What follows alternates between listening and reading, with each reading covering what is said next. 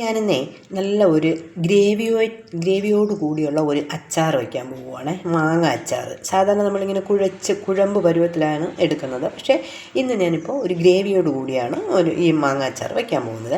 അതിന് വേണ്ടിയിട്ട് ഒരു മാങ്ങ ഞാൻ അരിഞ്ഞ് ഒരു 3 പച്ചമുളകും കൂടെ ചേർത്ത് കായപ്പൊടി, ഉപ്പ് എല്ലാം കൂടെ ചേർത്ത് രാത്രിയെ അരിഞ്ഞ് വച്ചിരുന്നു. ഇതാണ്ടോ നല്ല ഉപ്പോട് കൂടിയൊക്കെ ഇരിക്കുന്നുണ്ടോ, ഉപ്പിൻ്റെ ചാറെല്ലാം ഇങ്ങനെ നല്ല ഇതിൽ വന്നിട്ടുണ്ട്. ഇനി നമുക്ക് ഇതിന് ഒരു കൂട്ടുണ്ട്, അത് ഞാൻ കാണിച്ചു തരാം. വേറെ ഒന്നുമില്ല, 2 സ്പൂൺ കാശ്മീരി മുളക് പൊടി എടുത്ത് വെച്ചിട്ടുണ്ട്. ഇത് വെള്ളവുമായിട്ട് ചേർത്ത് ഇച്ചിരി വെള്ളവും കൂടെ കൂടുതൽ ഗ്രേവിയായിട്ട് വച്ചിട്ട് പിന്നെ ഒന്ന് കടുക് താളിച്ച് അതിലോട്ട് ഒഴിക്കണം. കടുക് താളിക്കാനായിട്ട് ഞാൻ എടുത്തിട്ടുള്ളത് ഒരു 3 അല്ലി വെളുത്തുള്ളി ചെറുതായിട്ട് അരിഞ്ഞിട്ടുണ്ട്, കുറച്ച് കടുക്, കുറച്ച് ഉലുവ.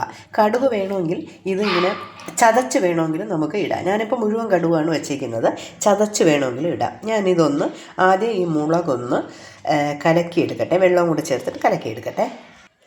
ഇതാ മുളക് ഞാൻ കലക്കിയെടുത്തിട്ടുണ്ട്. ഇത്രയും വെള്ളത്തിൽ വേണം കലക്കിയെടുക്കാനായിട്ട്, ഇച്ചിരി വെള്ളം കൂടിയാലും കുഴപ്പമില്ല കേട്ടോ. എന്നിട്ട് ഇതൊന്ന് കടുക് വറുത്തിട്ട് ഈ മുളക് ആ ചീനിച്ചട്ടിയിലോട്ട് ഒഴിച്ചിട്ട് കുറച്ചൊന്ന് വറ്റിച്ചെടുക്കണം, ഇത്തിരി ഒന്ന് തിളപ്പിച്ചെടുക്കണം. എന്നിട്ട് അത് തണുത്തതിന് ശേഷം മാങ്ങ എടുത്ത് അതിലോട്ട് തട്ടിയിട്ട് നമുക്ക് തട്ടിക്കഴിയുമ്പോൾ നമുക്ക് അച്ചാർ റെഡിയാവും. അപ്പോൾ ഞാനിതൊന്ന് കടുക് വറക്കട്ടെ. കടുക് വറക്കാൻ എപ്പോഴും വെളിച്ചെണ്ണയാണ് ഉപയോഗിക്കാറുള്ളത്, വെളിച്ചെണ്ണ അല്ലെങ്കിൽ നല്ലെണ്ണ. ഇതാ ഞാൻ എടുത്ത് വെച്ചത് സാധനങ്ങളെല്ലാം ഇതിലോട്ട് തട്ടുവാണേ. വെളുത്തുള്ളി, കടുക്, ഉലുവ ഇതെല്ലാം ഒന്ന് തട്ടുവാണേ. ഇതൊന്ന് മൂത്ത് വരട്ടെ. ഇതെല്ലാം നല്ലവണ്ണം മൂത്തിട്ടുണ്ട്. അപ്പോൾ നമ്മൾ കലക്കി വെച്ചിരുന്ന ഈ കൂട്ട് ഇതിലോട്ട് ഒഴിക്കുകയാണ്. ഇതൊന്ന് നല്ലവണ്ണം തിളയ്ക്കണം.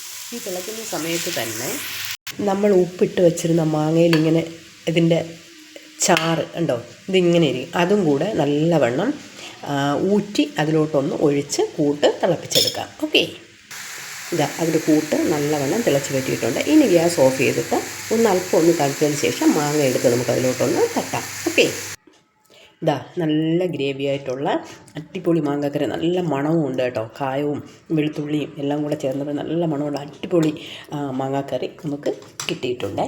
ഈ വീഡിയോ ഇഷ്ടമായെങ്കിൽ എല്ലാവരും ഒന്ന് ലൈക്ക് ചെയ്തേക്കണേ. ഈ ചാനൽ ഇതുവരെ സബ്സ്ക്രൈബ് ചെയ്യാത്തവരാണെങ്കിൽ പ്ലീസ് ഒന്ന് സബ്സ്ക്രൈബ് ചെയ്തേക്കണേ. ബായ്.